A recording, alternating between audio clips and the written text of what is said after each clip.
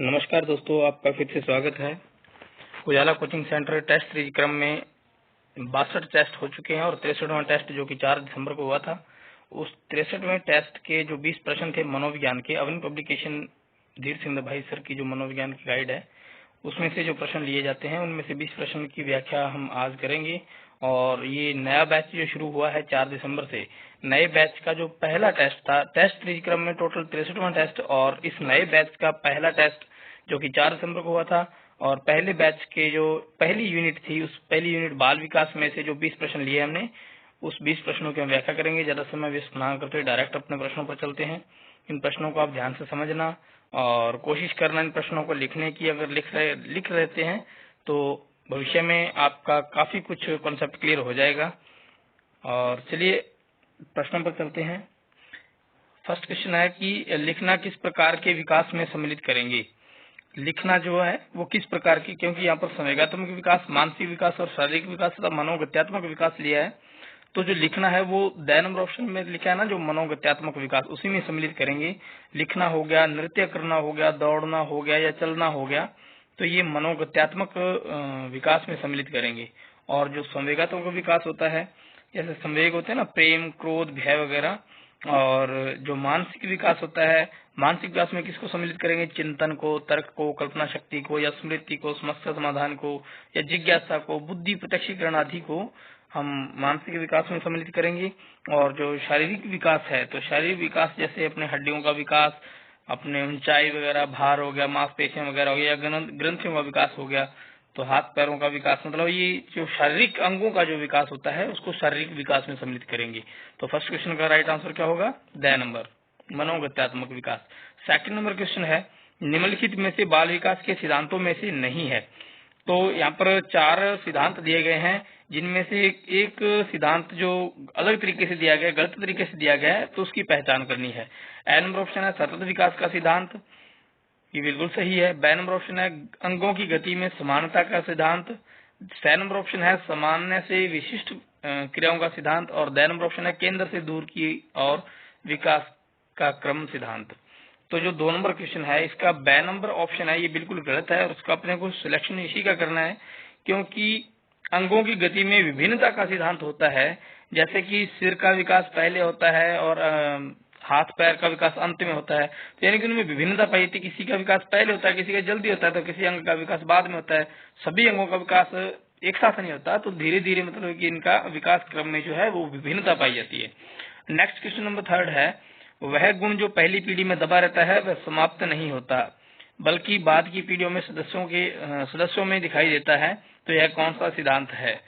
तो यह बिल्कुल इसका जो राइट ऑप्शन है वह है बी नंबर ऑप्शन, पृथक्करण का सिद्धांत। तो हमने पहले इस प्रश्न को इस प्रकार से डाला था कि एक बालक है जिसका कि उसके जो कि बहुत ही गुस्सैले स्वभाव का है, बहुत ही कठोर स्वभाव का है, अपने दादा की तरह कठोर स्वभाव का है, उसके माँ बाप के अंदर वो गुण नहीं है, लेकिन दादा वाले गुण उस बच्चे के अंदर पाए गए हैं। तो इसका मतलब ये कौन सा है, ये पृथक्करण का सिद्धांत होता है, क्योंकि पृथक्करण का सिद्धांत इसी से स्पष्ट है कि एक पीढ़ी को छोड़कर अगली पीढ़ी में जो गुण प्रभावित होते हैं ना, तो वो पृथक्करण का नियम ही होता है। और नेक्स्ट है क्वेश्चन नंबर 4, मुझे चाहे जो बालक दे दो, आप जो कहोगे उसे मैं वह बना दूंगा। तो यह कथन किसका था, निम्नलिखित में से यह कथन किस मनोवैज्ञानिक का है, J.S. Ross, A.B. Watson, J.B. Watson और वुडवर्थ। तो J.B. वॉटसन 6 नंबर ऑप्शन है जो इसका राइट आंसर है। और हम आपको बता दें कि J.B. वॉटसन का पूरा नाम क्या है, जॉन ब्रॉड्स वॉटसन है, जो कि अमेरिका के व्यवहारवादी थे। और इसी प्रकार से जैसे B.F. स्किनर है, B.F. स्किनर का फुल फॉर्म भी हमें पता होना चाहिए। B.F. स्किनर जो बरहस फ्रेडरिक स्किनर है, और वे भी अमेरिका से हैं। और एक I.P. पावलोव का भी नाम आया था कई बार। I.P. पावलोव का पूरा नाम क्या है, इवान पैट्रिक पावलोव, ये लगभग सबको पता ही होगा, रूस के मनोवैज्ञानिक हैं। नेक्स्ट है क्वेश्चन नंबर 5, अंत्यस्त्रावी ग्रंथियों के अंतर्गत निम्नलिखित में से किस ग्रंथि के अधिक प्रभावित होने पर तनाव व उत्तेजना अधिक प्रभावित होती है। तनाव व उत्तेजना के बारे में बताना है। तो इसमें 4 ग्रंथियां दी गई है, पीयूष ग्रंथि, थायराइड ग्रंथि और थाइमस ग्रंथि।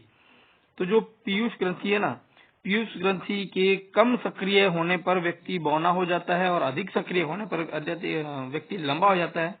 और जो थायराइड ग्रंथि है, थायराइड ग्रंथि में क्या होता है कि थायराइड ग्रंथि के अधिक होने पर तनाव, चिंता व उत्तेजना अधिक होती है। और जो थाइमस ग्रंथि है ना, थाइमस ग्रंथि के अधिक होने पर क्या होता है, शारीरिक व मानसिक विकास में बाध्यता आती है। तो यहाँ पर लिखा है कि अधिक प्रभावित होने पर तनाव व चिंता, उत्तेजना अधिक होती है। किस ग्रंथि में, मतलब तो ये बिल्कुल थायराइड ग्रंथि के प्रभावी होने पर, अधिक प्रभावी होने पर क्या होता है, तनाव, चिंता और उत्तेजना अधिक होती है। नेक्स्ट है क्वेश्चन नंबर 6, निम्नलिखित में से बाल्यावस्था के संबंध में किलपैट्रिक का सही कथन है। तो यह जो है फर्स्ट नंबर ऑप्शन है जीवन का निर्माण कार्य, जीवन का निर्माण काल। बी नंबर ऑप्शन है जीवन का अनोखा काल। सी नंबर ऑप्शन है मिथ्या परिपक्वता का काल। और डी नंबर ऑप्शन है प्रतिद्वंद्वात्मक समाजीकरण की अवस्था। तो अपने को कौन सा किलपैट्रिक का पहचान करना है, तो बिल्कुल राइट ऑप्शन जो है वो डी नंबर है, प्रतिद्वंद्वात्मक समाजीकरण की अवस्था। तो जो पहला ऑप्शन है जीवन का निर्माण काल, ये सिगमंड फ्रायड ने कहा था, उनका कथन है बाल्यावस्था के संबंध में। और जो जीवन का अनोखा काल है यह कॉल व बुश का कथन है बाल्यावस्था के संबंध में। और जो मिथ्या परिपक्वता का काल है ये जे.एस. रॉस का कथन है बाल्यावस्था के संबंध में। नेक्स्ट है क्वेश्चन नंबर 7, कर्मिक विकास सिद्धांत का प्रतिपादन किसने किया। तो कर्मिक विकास सिद्धांत का जो प्रतिपादन है वह थॉर्नडाइक ने किया था। कर्मिक विकास यानी कि कर्मानुसार विकास जो होता है, जैसे सिर का विकास पहले होता है, और मतलब मस्तकोदमुखी भी बोल सकते हैं इस विकास सिद्धांत को अपन। जैसे सिर से पैर की तरफ जो दिशा जो होती है, इस दिशा में विकास होता है। तो ये थॉर्नडाइक ने कर्मिक विकास का सिद्धांत का प्रतिपादन किया था। ए नंबर ऑप्शन इसका राइट ऑप्शन है। क्वेश्चन नंबर 8 है सामाजिक व नैतिक मूल्यों का विकास किस अवस्था में होना प्रारंभ हो जाता है। उसमें बताया कि किस अवस्था में प्रारंभ हो जाता है। एक होता है किस अवस्था में पूर्णतः विकसित हो जाता है, वो तो आएगा किशोरावस्था। लेकिन यहाँ पर है कि सामाजिक व नैतिक मूल्यों का किस अवस्था में विकास किस अवस्था में होना प्रारंभ हो जाता है। तो इसका राइट ऑप्शन कौन सा होगा। ए नंबर है भ्रूण अवस्था, बी नंबर है शैशवावस्था, और सी नंबर है बाल्यावस्था, डी नंबर है किशोरावस्था। तो राइट आंसर कौन सा होगा, सी नंबर बाल्यावस्था। नेक्स्ट क्वेश्चन नंबर 9, तार्किक व वैज्ञानिक कार्यों में बालक किस अवस्था में प्रबल एवं सफल रूप में रुचि लेता है। देखिए कि तार्किक व वैज्ञानिक कार्यों में बालक रुचि लेना अगर प्रारंभ आ जाए ना, रुचि लेना किस अवस्था में प्रारंभ कर देता है। तो तार्किकता का जो विकास प्रारंभ होता है वह बाल्यावस्था में होता है। लेकिन अगर प्रबल मतलब कि विकसित रूप कह सकते हैं कि तार्किक व वैज्ञानिक कार्यों में बालक किस अवस्था में प्रबल रूप में, सफल रूप में रुचि लेना प्रारंभ करता है। तो इसका 9 क्वेश्चन का आंसर होगा सी नंबर किशोरावस्था। अगर आज प्रारंभ किस अवस्था में हो जाता है तो बाल्यावस्था आ जाएगा, और अगर आज प्रबल या सफल रूप में रुचि लेता है तो वह आ जाएगा किशोरावस्था। यानी कि इसमें तार्किक चिंतन विकसित हो जाता है, पूर्णतः मान सकते हैं किशोरावस्था में। नेक्स्ट है क्वेश्चन नंबर 10, किशोरावस्था महान आदर्शों में वास्तविकताओं में किशोरावस्था महान आदर्शों व वास्तविकताओं से अनुकूलन का समय है। तो द नंबर इसका 10th क्वेश्चन का जो राइट आंसर है वह है ए नंबर जीन पियाजे। ये जीन पियाजे की परिभाषा है किशोरावस्था के संबंध में। और सेकंड ऑप्शन है स्टेनले हॉल, और नेक्स्ट है किलपैट्रिक, और ड नंबर है क्रो एंड क्रो। तो राइट ऑप्शन कौन सा है, जीन पियाजे। जीन पियाजे का मानना है कि किशोरावस्था में बालक जो है किसी भी व्यक्ति को आदर्श मान करके और उसके जैसा अपने आप को बनाने की कोशिश करता है। और जो काल्पनिकता होती है ना, काल्पनिकताओं से मतलब बच्चा काफी आगे निकल जाता है। जैसे काल्पनिकताओं का अंत जो होता है वह तो बाल्यावस्था में होता है, लेकिन किशोरावस्था में क्या होता है कि पूर्णतः अंत हो जाता है। वही दुनिया की जो फैक्चुअल चीजें है ना वो इंसान के सामने आ जाती है। भी हाँ भाई मतलब बहुत सारी चीजें जो वास्तविकता है, जीवन की वास्तविकता है, अभी दिन रात क्यों बनते हैं, ये अपने लगभग 11th में, 12th में, 9th 10th में सब चीजों की बुक्स पे जो ज्ञान है, फैक्चुअल ज्ञान में लिखा होता है। तो वो किशोरावस्था में बच्चा उससे एकदम स्पष्ट रूप से अवगत हो जाता है। तो इसका राइट आंसर कौन सा होगा, ए नंबर जीन पियाजे। नेक्स्ट है 11th क्वेश्चन, सामाजिक विकास के संबंध में चाइल्ड साइकोलॉजी पुस्तक का प्रतिपादन किसने किया। तो 11th नंबर क्वेश्चन है, इसमें ज्यादा बताने वाली बात है नहीं, हरलोक ने। और नेक्स्ट है question number 12th, Erik Erikson के अनुसार किस अवस्था में व्यक्तिगत, सामाजिक, सांस्कृतिक व सामाजिक विकास को समन्वित करता है? एरिक्सन का यह कथन है। एरिक्सन ने कौन सा सिद्धांत दिया था, अपने को ये पता होना चाहिए। एरिक्सन ने 6 नंबर पर जो ऑप्शन दिया है ना, मनोसामाजिक विकास सिद्धांत, तो ये एरिक एरिक्सन का सिद्धांत है। तो इस सिद्धांत में उन्होंने बताया है कि व्यक्तिगत, संवैगिक, सांस्कृतिक व सामाजिक विकास को समन्वित करता है। और जो ए नंबर पर ऑप्शन दिया गया है ना, सामाजिक विकास सिद्धांत, तो सामाजिक सांस्कृतिक विकास सिद्धांत आना था यहाँ पर, तो ये लेव वाइगोत्स्की का है।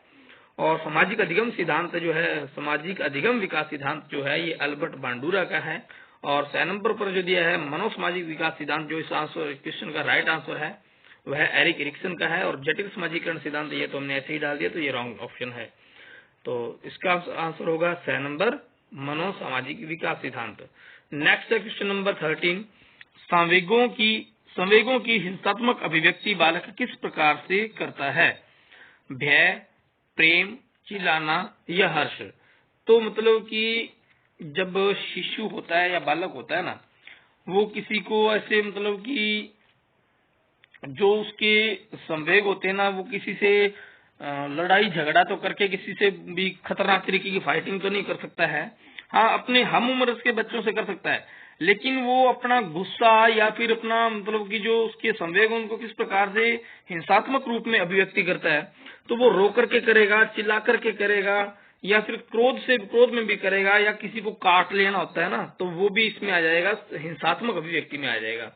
नेक्स्ट इसका आंसर होगा 6 नंबर 13 का। और क्वेश्चन नंबर 14 है, निम्नलिखित में से किस अवस्था में संवेग स्वाभाविक होते हैं?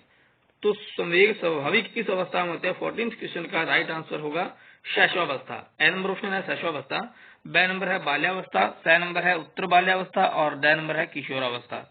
तो अब मैं आपको एक चीज और बता दूं कि जो शैशवावस्था में है वो संवेग अस्थायी रूप से होते हैं।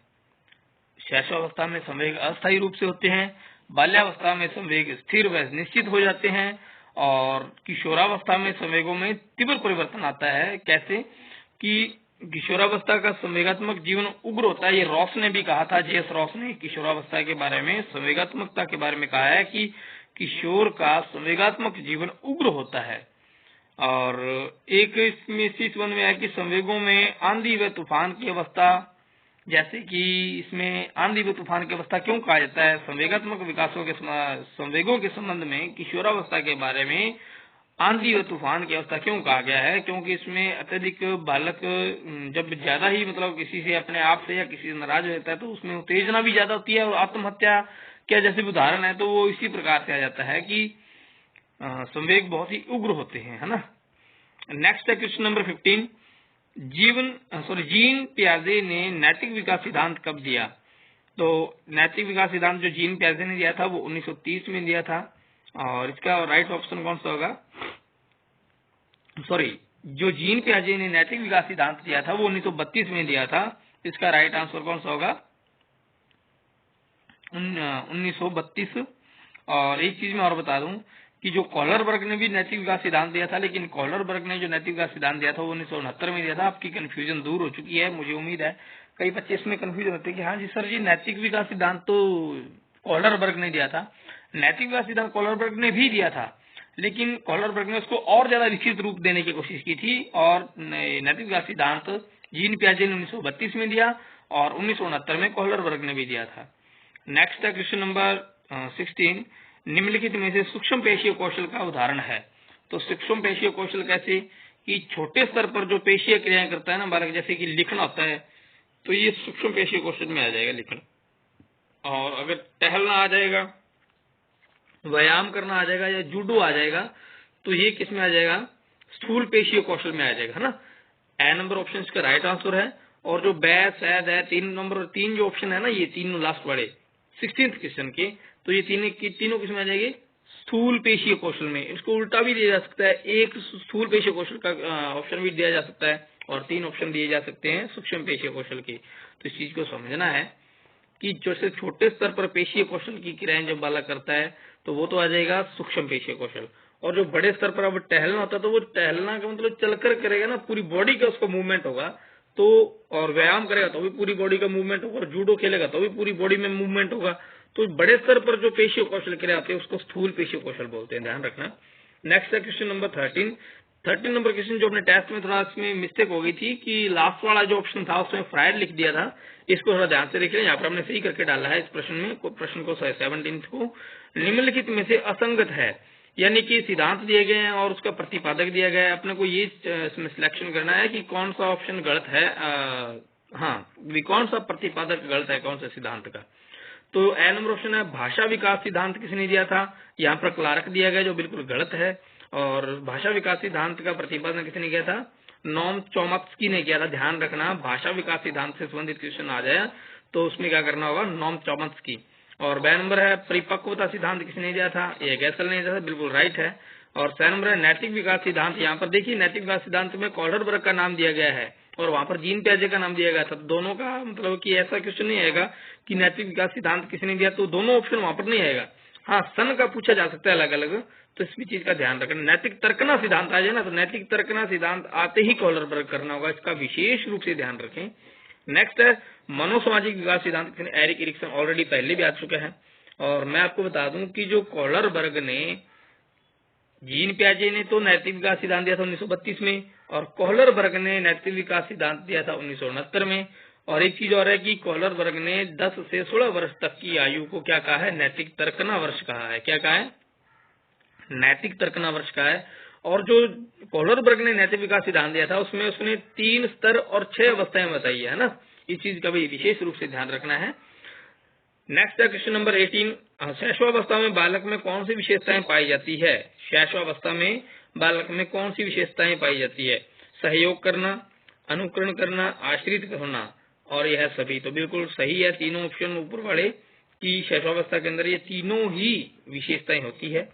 नेक्स्ट है शर्म व गर्व जैसी भावना का विकास किस अवस्था में, बहुत इंपॉर्टेंट क्वेश्चन है, कई बार टेस्ट सीरीज में भी आ चुका है और ऑलरेडी जो शिक्षक भर्ती एग्जाम हुए उनमें भी आ चुका है। शर्म व गर्व की अवस्था का विकास किस अवस्था में होता है, तो इसका राइट ऑप्शन कौन सा होगा, बाल्यावस्था। नेक्स्ट है किस मनोवैज्ञानिक के अनुसार विकास सतत और धीमी प्रक्रिया है, तो जो 20 नंबर क्वेश्चन है इसका राइट आंसर कौन सा होगा, ए नंबर है कॉल्सैनिक, बे नंबर है जीन पियाजे, सी नंबर है स्किनर और द नंबर है हरलोक।